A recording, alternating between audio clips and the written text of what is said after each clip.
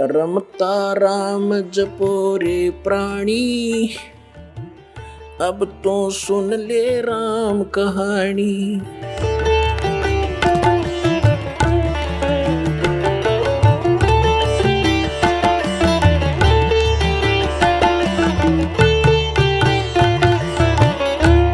पर भी लेन जात है दुनिया, हमरा ज्ञान किने न सुनिया।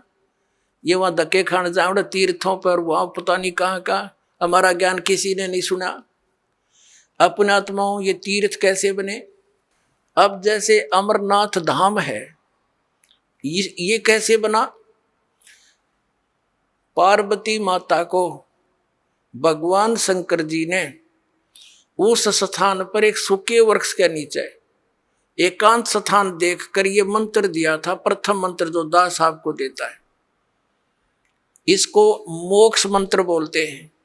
ये जितना मोक्ष कर सकता है। तो पार्वती जी को जहां वो उपदेश ग्रहण प्राप्त हुआ, शंकर भगवान ने वो मंत्र उनको दिया, ये अमर मंत्र, तो उनके लिए, उस पार्वती माता के लिए वो अमर धाम है, आप और हमारे लिए नहीं। अब जैसे ये तीर्थ और ये अमरधाम कैसे, जैसे आप जिसको यहाँ बरवाला में ये मंत्र मिला, उसके लिए तो ये बरवाला है अमरधाम, और यहाँ बरवाला में ये दास हो नहीं, और यहाँ कोई भी नहीं हो, और यू खाली पड़ा हुआ आश्रम।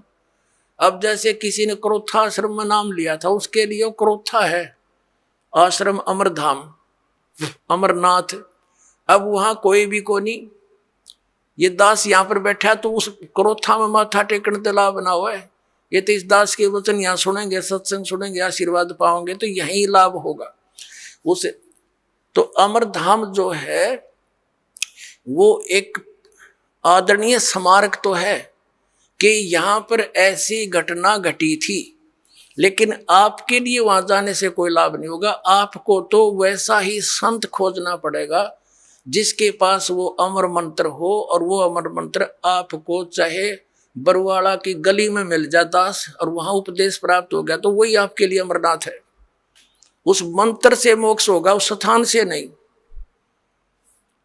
अपने आत्माओं जैसे तीर्थ कैसे बने, इसमें बहुत से प्रमाण है कि एक ऋषि था, उसने वहां बैठकर साधना की और उसने मोक्ष प्राप्त किया।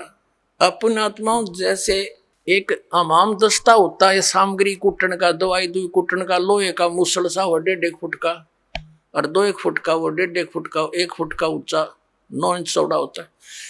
वो किसी का पड़ोसी ने मांग लिया, और उसने उसमें कुछ सामग्री कुटी अवन की, और वो वापस दे गया मांझ धो के कति साफ करके, उनको लौटा गया जिसका था। उनको रात्रि के समय जब वो सोने लगे तो महक आ रही थी।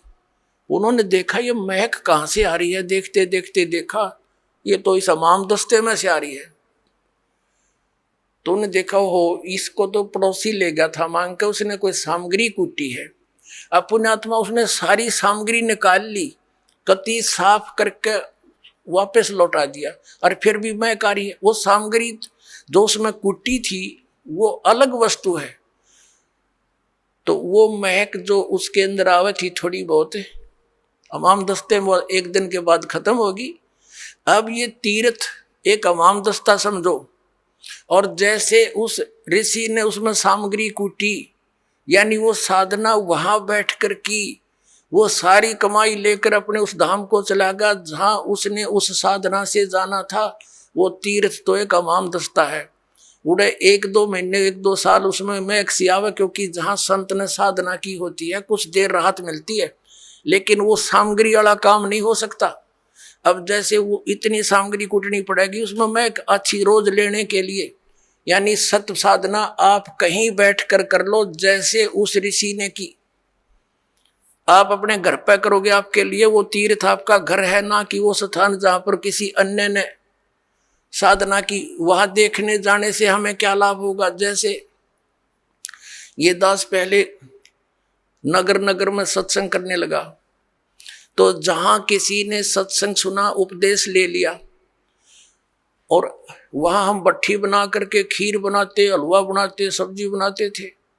और वहाँ से हम अगले शहर में चले गए और फिर कोई व्यक्ति ये बताने किसी को साथ लेकर जावे कि देखो यहाँ महाराज रामपाल का सत्संग हुआ था, यहाँ खीर बनी थी, यहाँ हलवा बना था, यहाँ बैठकर खावे थे। बुआ ना तो रामपाल वहाँ पर ना, वहाँ पर खीर ना हलवा, वो तो सूखी भट्ठी दिखानी है। हलवा और रामपाल जहाँ मिलेगा उड़े माल मिलेगा भाई। इसी प्रकार समझ लो इन तीर्थों और व्रतों को। तो ये सतलोक आश्रम आपके लिए उन सब धामों और तीर्थों का काम करेगा। यहाँ आओ, अपना कल्याण करवाओ। बोलो सतगुरुदेव।